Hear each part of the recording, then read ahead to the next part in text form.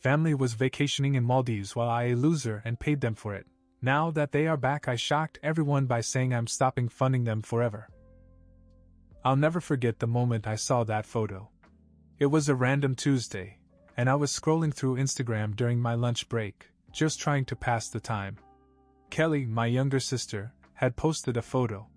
She was on a beach, holding a bright pink cocktail with a little umbrella sticking out of it. The caption?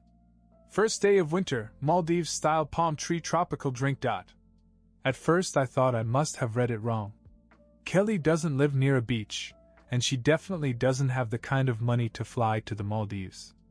Neither do my parents.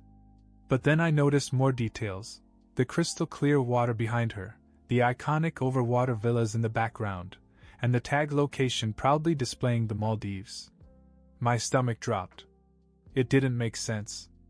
A week earlier, my parents had called to say they were in a tight spot and needed some money for unexpected expenses. They were vague about what those expenses were, but my dad mentioned something about repairs and bills piling up. I didn't ask too many questions, I just wanted to help. I wired them a few $1,000s, enough to cover whatever they needed and then some. And now this? I stared at the photo, trying to make sense of it all. Was it just Kelly who left? That wouldn't make sense either. She wasn't the type to travel alone. My heart pounded as I clicked on her story. There they were. My dad lounging in a beach chair, my mom posing in a sun hat, all three of them smiling like they didn't care. They were on vacation. To the Maldives. With my money. I called Kelly first. No answer. Then my mom. Straight to voicemail. My dad. Same thing. I must have called each of them 10 times in a row, pacing my tiny apartment. Nothing. I couldn't sleep that night.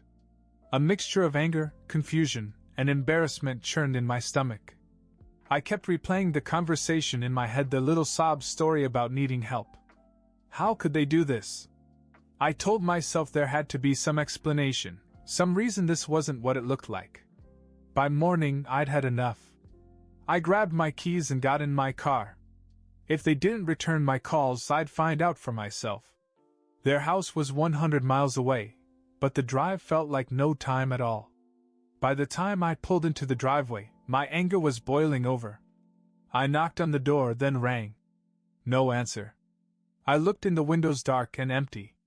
They were still in the Maldives. I stood there, feeling like an idiot, staring at the house I'd grown up in. I couldn't believe it was happening. It felt like something out of a bad internet story, not my real life. But it was real, and it was happening to me.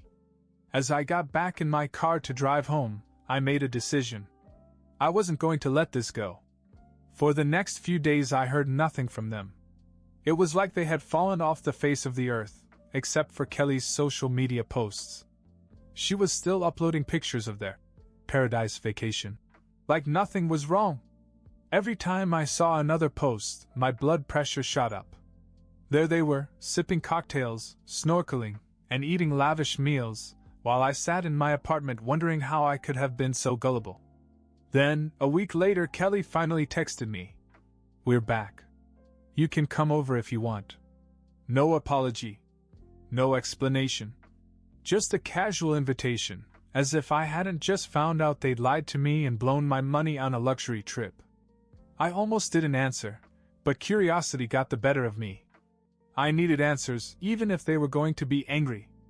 I told her I'd be there the next day. When I arrived at the house, it was almost surreal. From the outside, everything looked normal, the same manicured lawn, the same porch swing. But when I walked in, it felt different. My mother was in the kitchen, drinking coffee. My dad was in the living room watching TV. Kelly was on the couch, scrolling through her phone. Hey, Kelly said, barely looking up. Hey, I repeated. That's all you have to say to me? My mom put down her cup and gave me a sheepish look. We were going to call you. Things just got a little hectic. Hectic? I said, my voice rising. You were on vacation. In the Maldives. With my money. My dad muted the TV and turned to me. We needed a break, okay? Life has been stressful. You wouldn't understand. I blinked at him, trying to process the sheer audacity of what he just said. So you lied to me about needing money for bills? You made up a sob story just so you could sit on a beach? Kelly jumped in. Look, we knew you wouldn't have given us the money if we told you the truth. You're so frugal. You would have spent the whole time complaining about how expensive everything was, and that would have ruined the trip. I couldn't believe what I was hearing. So your solution was to cut me out completely and steal my money to pay for your little getaway? Steal? My mom said as if I had just accused her of a crime. We didn't steal anything. You offered to help. We just didn't tell you what it was for. I laughed, but not because anything was funny. You're unbelievable. All of you. Do you even feel bad? They looked at each other, then at me, like they couldn't understand why I was making such a big deal out of it. Look, my dad finally said. We're sorry if you feel deceived. But what's done is done. We needed this. You'll be fine. You always are. I stared at them, my anger mixed with something deeper disappointment. They didn't care. Not really. That's when I made my decision. All right, I said, standing up. If that's the way you feel, I hope you enjoyed the ride. Because it's the last one you'll ever get from me. I'm done. No more money. For anything. They started to protest, but I didn't stick around to listen. I walked out the door and didn't look back.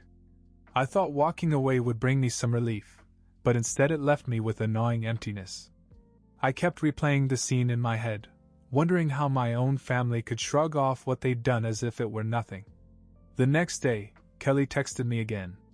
Hey, don't be mad, but we need to talk. I ignored her. Then my mom called. I let it go to voicemail. When my dad left me a voicemail, I finally gave in and listened.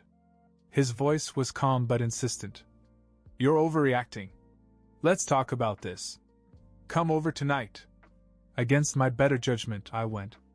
When I walked in, they were all waiting for me in the living room, as if they'd rehearsed an intervention. My mom spoke first. Look, we understand you're upset, but this is not the way to handle it. I crossed my arms. I'm not here to be lectured. What do you want? Kelly pulled out her phone. You need to stop making such a big deal out of this, okay? It's not like we're the only ones who've borrowed money from family. Borrowed? I said. You didn't borrow anything. You lied. Fine, she said, shrugging. We lied. But you're not exactly perfect yourself. That threw me. What are you talking about? Kelly grinned and pointed her phone at me. On the screen was a screenshot of my Venmo history. I'd sent money to someone named Sierra, with a note that read, For the last time. My stomach sank. Sierra was my ex-girlfriend, and no one in my family even knew her. Where did you get this? I demanded. I saw it when I was using your laptop a while back, Kelly said, her tone smug. You helped some random girl and you're mad at us? That's hilarious. My mom jumped in, looking genuinely hurt. Is that true? You gave money to someone else, but you're acting like we're the bad ones? I was too stunned to speak at first. Sierra and I had broken up months ago, but during the breakup she'd hit a rough patch financially. I'd sent her some money to help her get back on her feet, but it was nothing like what I'd given my family. It's not the same thing, I finally said. Really? Kelly shot back. Because it seems pretty hypocritical to me. Maybe you're mad because we spent the money on ourselves instead of some girl. I clenched my fists, trying to control my temper. You can't turn this around on me. I helped someone who really needed it. You lied to me so you could go sip margaritas on a beach. Before anyone could react, something unexpected happened. My dad, who had been mostly silent, stood up and said, Enough. There's more you don't know. I turned to him, confused. What do you mean? He sighed and looked at my mom and Kelly, who suddenly seemed uncomfortable. We didn't just go to the Maldives for a vacation. There was another reason. Kelly cut in quickly. You don't have to tell him that. Yes, I do. my dad said firmly. Then he looked at me. We were meeting someone there. Meeting who? I asked, my voice sharper than I had intended. He hesitated, then said, a potential investor. Someone we thought could help with the business idea we've been working on. I blinked at him. Business idea? Since when do you have a business idea? My mother spoke up, her voice defensive. We didn't want to tell you because we knew you'd be critical. But we've been brainstorming about a travel business, something to help people book luxury travel at affordable prices. We thought if we could meet the right people, we'd have a shot at making it happen. I stared at her, my anger now mixed with disbelief. So you took my money to fund a pipe dream? Without even telling me? It's not a pipe dream, Kelly snapped. We did research. You should be proud of us for trying to build something instead of just sitting around like losers. I couldn't believe what I was hearing. You're serious? You didn't even have a plan, did you? Just a half-baked idea and a vacation disguised as a business trip. My dad looked away, his silence confirming my suspicion. I shook my head, feeling like I was about to lose it. You know what? This is worse than I thought. Not only did you lie to me, but you wasted my money on something you couldn't even be honest about. I'm done. Don't call me, don't text me, don't ask me for anything. You're on your own. And with that I left. I thought that was the end of it, but I was wrong. I tried to put it all behind me. I didn't block their numbers, but I didn't answer their calls or texts either. I needed space, and honestly, I didn't think I owed them an explanation beyond what I'd already said. About a week later, though, Kelly showed up at my apartment unannounced. I opened the door to find her standing there with her arms crossed, looking more annoyed than apologetic. Can we talk? She asked. Is this about more apologies? I replied. She rolled her eyes. No. Just let me in. It won't take long. Against my better judgment, I stepped aside. She walked in and immediately began pacing as if rehearsing a speech in her head. Look, she began. I didn't want to say this in front of Mom and Dad, but I agree with you. They shouldn't have lied to you. I blinked, not expecting this. Okay, but they went along with it. She sighed. Yes, I did. But not for the reasons you think. They didn't just rope me into the whole business trip thing, they guilt-tripped me, too. Dad said they'd already booked everything and needed me to go so it wouldn't look suspicious to the investor. I thought it was stupid, but they wouldn't let it go. So what? I asked. You're the innocent bystander in all of this? No, she admitted. But I didn't know they were going to use your money for the trip until after we got there. Mom let it slip at dinner one night. She said something like, "Thank God your brother came through for us." That's when I put it together. Her words hung in the air, and for a moment I didn't know what to say. And you didn't think to call me? Or tell me when you got back? I didn't want to get dragged into this, she said. But yeah, I should have said something. I'm sorry. I studied her face, trying to gauge her sincerity. For once, she seemed to be. All right, I said, leaning back against the counter. So why are you here now? Because things are worse than you think, she said. That investor? He wasn't real. Dad found him on some forum, and the guy promised he could connect us with the right people.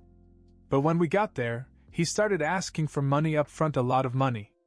Dad gave him some of it, but now he's convinced the guy was a scammer. My stomach turned. How much money are we talking about? All they had left, she said quietly. They maxed out their credit cards and used up their savings. That's why they went all in on the lie. They thought if they could convince you to help, they'd have a chance at making it work. I stared at her, stunned. So they're broke now? She nodded. Pretty much. I felt a flicker of something, maybe pity, but it quickly turned to anger. And what do you want me to do about it? Bail them out again? They didn't say that, Kelly replied. But knowing them? Probably. I just thought you should know what's really going on before they come begging. I shook my head. Unbelievable. They can handle the mess they made. I'm done being their safety net. Kelly hesitated, then said, I understand. I really do. But you're going to have to talk to them at some point. Why? I shot back. They've made it clear how they feel about me. I'm the guy they use when they're desperate. That's all I am to them. Kelly didn't argue. Instead, she sighed and said, Just think about it, okay? I didn't answer. She left a few minutes later, and as the door closed behind her, I couldn't help but feel that this was far from over. I tried to move on after Kelly's visit. I really did. But her words stuck with me, especially the part about the so-called investor. Something wasn't right. My parents weren't savvy enough to vet a business partner, but draining their savings and maxing out their credit cards? That was reckless, even for them. I decided to dig a little deeper. Out of morbid curiosity, I searched for the name of the investor they'd supposedly met in the Maldives. It didn't take long to find something, a handful of online complaints from people who claimed they'd been scammed. This guy had a reputation for preying on people desperate to start businesses, promising connections he couldn't deliver, and disappearing once he had their money. But then I found something that made my blood run cold. One of the complaints included a scanned copy of a contract the scammer had used, complete with a list of terms and conditions. The victim had posted it as a warning to others. I recognized the signature at the bottom. It was my father's. My heart sank as I read the fine print. Not only had my dad handed over their life savings, but he'd also signed a personal guarantee for the rest of the investment package. In other words, he owed this scammer a lot more money, and the contract specifically stated that failure to pay could result in legal action. And then there was the kicker. In one of the clauses, my father had listed me as a secondary guarantor. I stared at the screen, unable to believe what I was seeing. My dad had used my name without my knowledge or consent to back a fraudulent investment deal. I sat there reeling. If this scammer came after the money, it wouldn't just ruin my parents financially. It could ruin me too. I printed out a copy of the contract and drove to their house that night. When my dad opened the door, I wasted no time. What the hell is this? I said, shoving the paper in his face. He looked at it, his face turning pale. Where did you get this? That's your response? I snapped. Not an apology? No explanation? Just, where did you get this? My mom appeared in the doorway, looking confused. What's going on? I pointed at the paper. Ask him. Ask him why he used my name to guarantee some scam without telling me. Her face fell as she picked up the document and read it. John, what is this? She demanded. My father stammered. I didn't think it would be a problem. The guy said it was just a formality. I never thought it would come back to bite us. You didn't think it would be a problem? I repeated, my voice shaking with anger. You put me on the hook for thousands of dollars. If this guy sues, he can come after me. We didn't know what else to do. My mother said, her voice defensive. We thought this was a chance to make things right. Besides, you're in a better position to handle this than we are. I couldn't believe what I was hearing. So you just assumed that I would clean up your mess? That I'd be okay with it? My dad tried to calm me down. Look, nothing's going to happen. He hasn't said anything since the trip. Maybe he won't even follow up. I pulled out my phone and showed them the complaints I'd found online. This guy doesn't just let things go. He's scammed dozens of people, and they all say the same thing: he comes after you hard once the payments stop. My mom covered her mouth in shock, and my dad finally sat down, looking defeated. Why didn't you just tell me the truth? I asked, my voice softer now. We were embarrassed. My father admitted. We didn't want you to think we were failures. We thought we could fix it without involving you. I shook my head. You didn't just involve me, you jeopardized my future. Do you have any idea what this could do to me if it goes to court? If it gets on my credit report? They didn't have an answer. For the first time, I saw real regret on their faces. But regret wasn't going to fix this. You have to fix this, I said firmly. I don't care what it takes. Sell the house, sell the car, whatever. I won't pay a cent for your mistakes." My dad nodded slowly, but I didn't stick around to see if they'd go through with it. I left, feeling angrier and more betrayed than ever. And just when I thought things couldn't get any worse, they did. A week later, I received a letter in the mail. It was from the scammer's lawyer, demanding payment, and they were coming after me and my dad. The letter was my breaking point. I immediately called a lawyer and explained everything. He assured me that since I hadn't signed the contract, I couldn't be held liable. Still, the idea of going to court over my parents' mess was exhausting. I was ready to cut them off completely. But then something unexpected happened. Kelly called me, sounding more serious than I'd ever heard her. "I have an idea," she said. "And before you hang up, hear me out." Reluctantly, I agreed to meet with her. As we sat down, she slid a folder across the table. Inside were screenshots, emails, and other evidence linking the scammer to a number of other fraudulent activities. Kelly had spent hours researching him online, even contacting some of his other victims. "I think we can take him down," she said. At first, I wasn't sure. But the more I looked at the file, the more I realized she was right. This guy had scammed dozens of people, and some of them had already filed complaints with the authorities. We decided to go to the police together. With the evidence Kelly had gathered, they opened an investigation. A month later, the scammer was arrested and his assets were frozen. It turned out that he was running a massive fraud ring, and my parents weren't his only victims. As the case unfolded, my parents received an official notice that their debt was cancelled. They were off the hook and so was I. After everything was settled, my parents sat me down and apologized, this time sincerely. They admitted that they'd let their pride and desperation cloud their judgment, and they promised never to drag me into their financial messes again.